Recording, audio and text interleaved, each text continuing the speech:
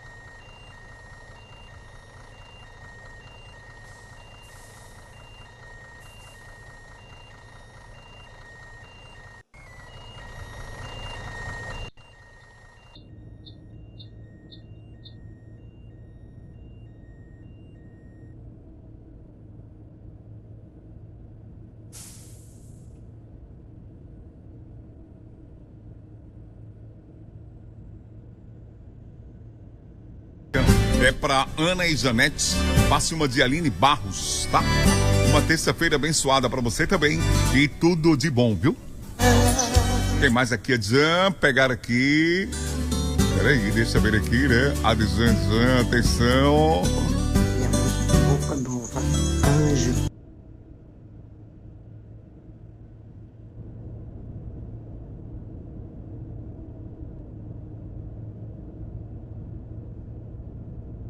Existem vários vídeos que circulam na internet mostrando uma China que parece diferente da que conhecemos. Mas aparentemente isso é só a ponta do iceberg. Não é de hoje que a China desperta medo e desconfiança ao redor do mundo. Países inteiros a veem como uma ameaça, como uma potência que desafia economias, políticas e até territórios de outros países. Como um país que oprime povos inteiros e controla a liberdade de minorias com mão de ferro. Mas até que ponto isso é verdade? O que a China realmente fez para que tantos países a considerem perigosa? Nesse vídeo, nós vamos entender os motivos e as denúncias que fazem a China ser um dos, se não o país mais odiado da Ásia. Nós vamos conhecer quais países que a veem como um perigo e por que eles a enxergam assim.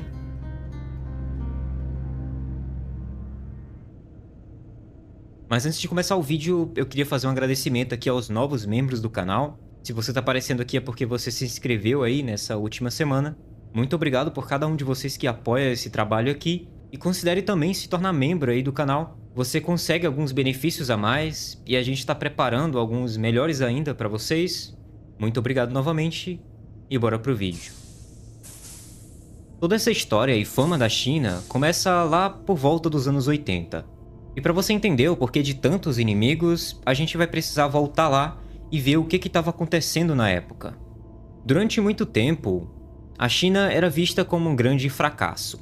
No final dos anos 70, ali bem depois da era Mao Tse-tung, o país estava numa crise muito grande. A economia era fechada, a população vivia em condições de miséria e o governo tentava se recuperar das consequências do comunismo radical. Foi nesse cenário que surgiu o Deng Xiaoping, o líder que acabou mudando os rumos da nação. Ele abriu lentamente as portas da China para o mercado global, criou zonas econômicas especiais e, o mais importante, ele permitiu que o dinheiro estrangeiro entrasse no país. E o resultado foi uma transformação que poucos no mundo poderiam imaginar. Em apenas algumas décadas, a China saiu de um país rural atrasado e se tornou a fábrica do planeta. Enquanto outros países demoraram séculos para consolidar sua economia, Pequim acelerou esse processo em uma velocidade quase inacreditável. Milhões de pessoas foram tiradas da pobreza, cidades inteiras cresceram praticamente do zero, e o país começou a se consolidar como uma potência tecnológica e industrial. Porém, nem tudo são coisas bonitas e flores. Esse crescimento muito rápido também trouxe desconfiança. E de repente, o mundo começou a perceber que a China já não era mais um país de mão de obra barata e produtos falsificados.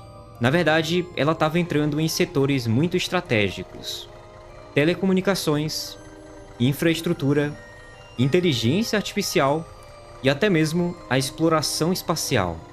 E o que assustou ainda mais foi a velocidade. Enquanto nações tradicionais como os Estados Unidos, o Japão e a Alemanha mantinham seus ritmos de crescimento bem moderados e lentos, a China avançava a passos muito largos, deixando claro que eles não queriam ser apenas um participante do jogo, eles queriam liderar. Os movimentos da China mudavam a cada ano, e parecia que eles estavam saindo do que o mundo da época considerava seguro para ambos. Um país que em poucas décadas saiu da miséria para rivalizar com os Estados Unidos. E isso, obviamente, não ia passar despercebido. E se tem uma coisa que a Europa e os Estados Unidos nunca gostaram, foi de concorrência perigosa. E foi justamente aqui que as tensões começaram a escalar. O Mar do Sul da China, expansão territorial.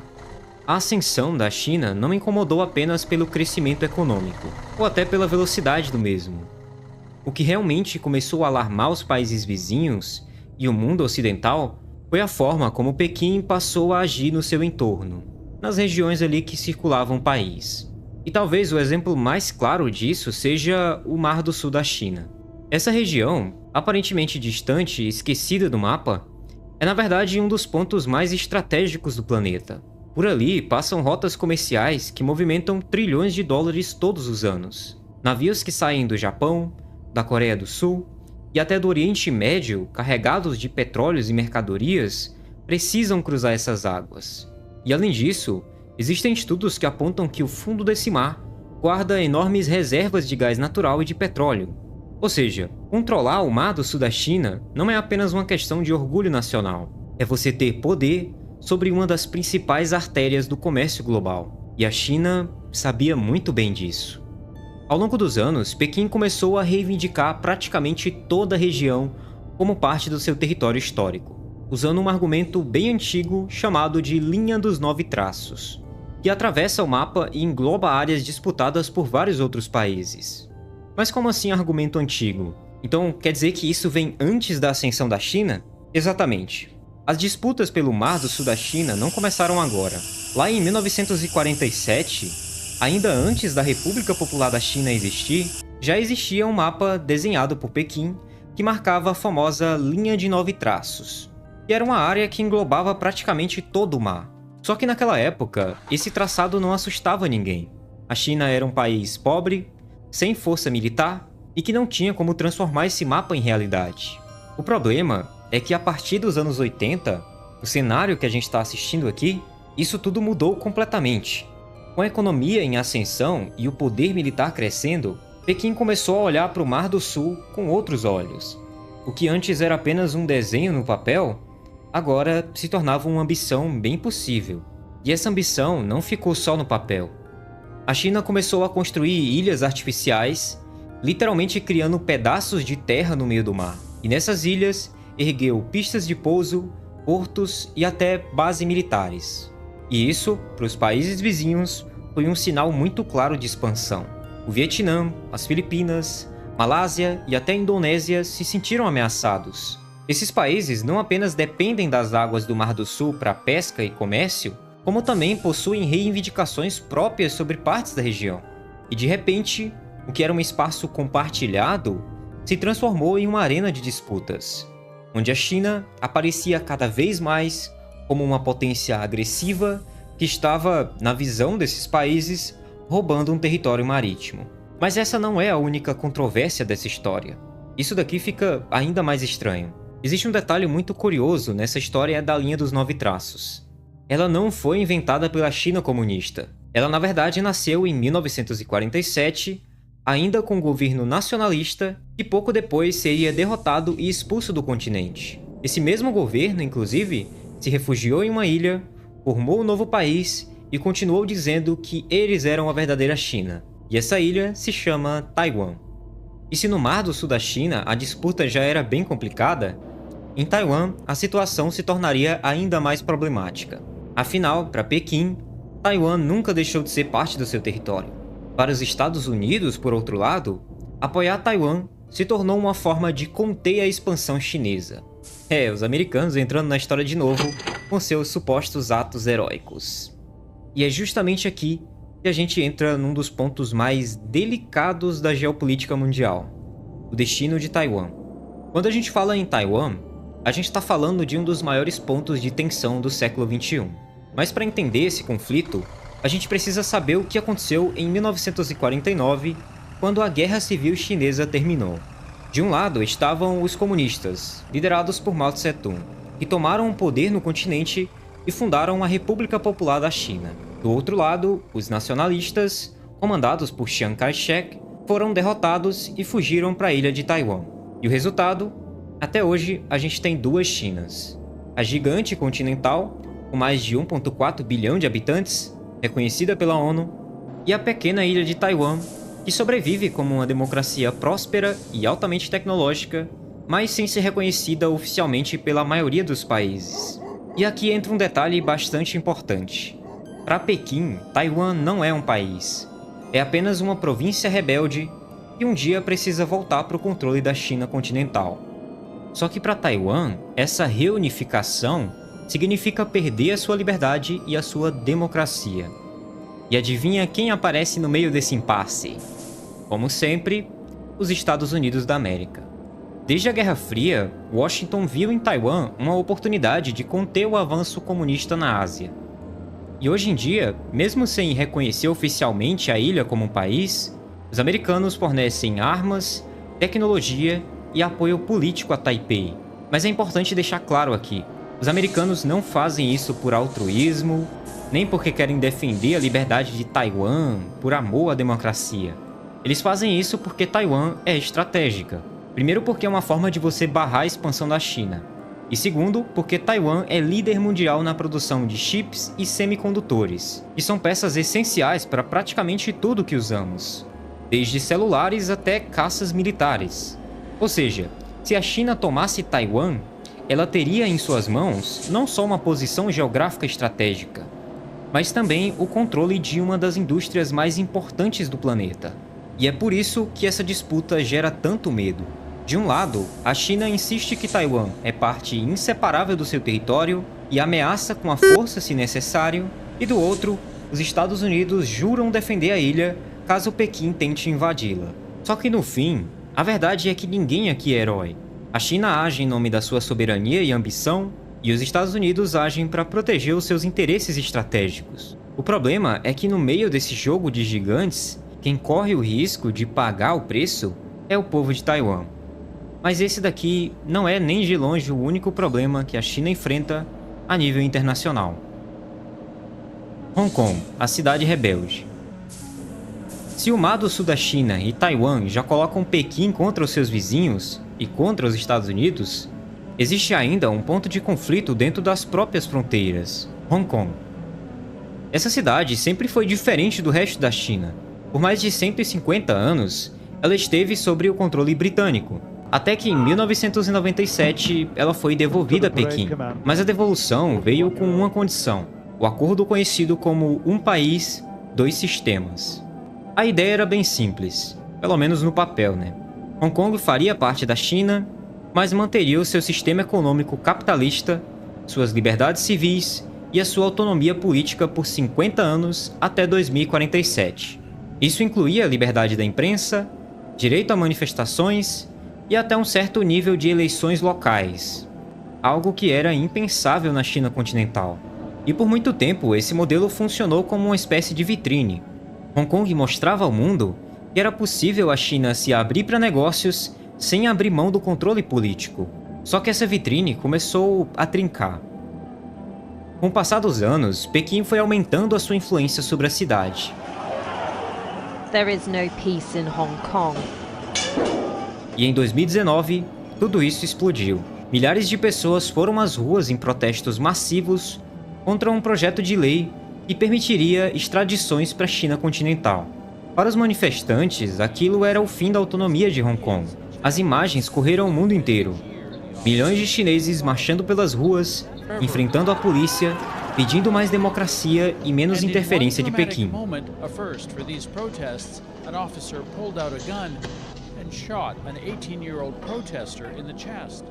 E a resposta do governo foi muito dura. A repressão aumentou, líderes de protestos foram presos, e em 2020, uma nova lei de segurança nacional deu ainda mais poder a Pequim para controlar a cidade. Para a comunidade internacional, a mensagem foi muito clara. A promessa de um país e dois sistemas estava morta. Muitos passaram a dizer que a China havia acabado com a democracia em Hong Kong. E esse episódio só reforçou a visão de Pequim como um governo autoritário, disposto a sufocar qualquer voz de oposição, mesmo em uma das cidades mais abertas e cosmopolitas do planeta. O que aconteceu em Hong Kong, e acontece até hoje, mostra que a China não hesita em controlar dissidências e até mesmo, se preciso, limitar liberdades. Mas a cidade é apenas a ponta do iceberg quando se trata de direitos humanos no país. And see them and film them for himself. If the Chinese government finds out what he was doing, he'd be, I'm sure, locked up in one of those concentration camps. But... Repressões de minorias na China. No extremo oeste da China, em Xinjiang, vivem os uigures, um grupo muçulmano com uma cultura própria. E é nessa região que surgem as denúncias mais graves. Campos de reeducação, como eles gostam de chamar, vigilância em massa e até mesmo trabalho forçado. Existem relatos de sobreviventes, imagens de satélite e investigações de organizações internacionais que documentam uma realidade cruel que chega a ser até difícil de verificar, porque toda e qualquer verificação é controlada pelo governo e restringe a entrada de jornalistas e até mesmo de inspetores independentes. Isso daqui cria um cenário bem delicado. Existem muitas pessoas que negam ou minimizam essas acusações, muitas vezes por interesses políticos ou ideológicos. Por outro lado, a ONU, grupos de direitos humanos independentes e governos ocidentais apresentam muitas denúncias consistentes e detalhadas sobre o caso. O problema é que muitas vezes essas denúncias acabam sendo descartadas como propaganda anti-China ou até mesmo propaganda americana, como se todo o material documentado fosse somente uma tentativa de prejudicar a imagem do país. Essas visões ideológicas acabam cegando as pessoas, assim como existem pessoas que minimizam problemas de outros países, como os Estados Unidos ou Israel. As pessoas esquecem que a gente está lidando com vidas humanas, com culturas, povos, e a gente não pode resumir tudo a uma dicotomia idiota e a disputas ideológicas. Tudo que vai contra o que eu acredito, por mais amplamente documentadas que sejam as acusações, se tornam apenas fake news ocidentais. O tema é sensível justamente porque, mesmo que seja utilizado como uma arma política contra a China, por países que também têm históricos questionáveis, como os Estados Unidos, Israel e vários outros, isso daqui não invalida a gravidade das denúncias. Até que ponto um governo pode impor controles sobre minorias em nome da segurança nacional e da unidade territorial? E é justamente nesse ponto que a China acumula muitas críticas internacionais. E isso daqui reforça a percepção de muitos países de que Pequim é uma potência autoritarista e desconfiável, que ignora padrões universais de direitos humanos. E bom, se você vai acreditar nisso ou não, isso aí já depende de você. Pesquise mais sobre, conheça relatos reais. Existe uma ampla documentação, pesquisas, documentários feitos sobre esse assunto. Vale a pena você se aprofundar um pouco mais nas denúncias feitas contra a China nesse aspecto. E lembre-se, nem tudo é uma questão de disputa ideológica. Vale a pena analisar as coisas um pouco além dessa visão limitada e dicotômica de que existe o país bom e o país ruim, Estados Unidos versus China. A vida real é bem mais do que isso. A imagem global da China. Além das questões como Taiwan, Hong Kong e Xinjiang, existem outros motivos que fazem muitos países enxergarem a China com desconfiança. Um dos exemplos mais claros é a Nova Rota da Seda, um projeto de investimento chinês em infraestrutura e comércio em diversos países. Para alguns, essa política é vista como uma ajuda econômica, mas para outros, é uma forma de ganhar influência e controle usando dinheiro, créditos e investimentos estratégicos. Essa preocupação não se limita só à Ásia, tá? A percepção da China varia de país para país. O Japão e a Coreia do Sul tratam o país com uma desconfiança histórica, que é reforçada por disputas territoriais e memórias de conflitos passados. Os Estados Unidos é um rival estratégico, especialmente no comércio, tecnologia e poder militar. Já os países do Sudeste Asiático geralmente são aliados econômicos da China, mas alguns deles veem o país como uma ameaça militar devido à expansão no Mar do Sul. Mas é claro, nem tudo que se fala sobre a China é uma verdade absoluta. Existe também muito interesse político e ideológico. Muitos países enxergam a China como inimiga somente porque isso serve aos seus próprios objetivos estratégicos. A linha entre uma crítica válida, baseada em fatos, e uma disputa política é muito tênue, e só é possível você enxergar essa linha quando você analisa os dois lados da história com cuidado e muita atenção a contextos locais, globais e várias outras coisas. No fim das contas, a China é ao mesmo tempo uma potência econômica e militar muito crescente e um país que desperta tanto admiração quanto medo. Entender essa imagem global exige que você olhe além das manchetes, além das narrativas oficiais e dos interesses de cada nação. E é justamente por isso que a gente precisa ter cuidado quando a gente toma lados. A geopolítica global não é uma história de vilões e mocinhos. Existem fatos, existem sim fontes independentes, existem disputas ideológicas e interesses estratégicos. No fim das contas, todos os países estão defendendo seus próprios interesses, cada um à sua maneira. E por isso é importante você ter cautela e atenção quando a gente busca entender temas mais complexos, como essa ideia da ascensão da China. Não se trata de ser pró-China ou pró-Estados Unidos, nem de simplificar a história em preto e branco. O mundo real não funciona assim. Eu tava querendo falar sobre esse assunto já há algum tempo, é um assunto meio complicado, mas eu queria muito ouvir a opinião de vocês aí nos comentários. O que vocês acham sobre isso? Como que vocês veem o papel da China no mundo atual? E como que vocês veem essas críticas que ela recebe de outros países? Eu gosto da liberdade de poder discutir visões diferentes. Muito obrigado por assistir até aqui. Eu espero que esse vídeo tenha feito você pensar um pouco mais e entender melhor as complexidades desse cenário. Tente criar uma visão própria baseada em fatos, dados e em múltiplos pontos de vista. Muito obrigado novamente por assistir até aqui. E a gente se vê em algum desses vídeos que está aparecendo aqui na sua tela. Clica aí e eu te vejo lá.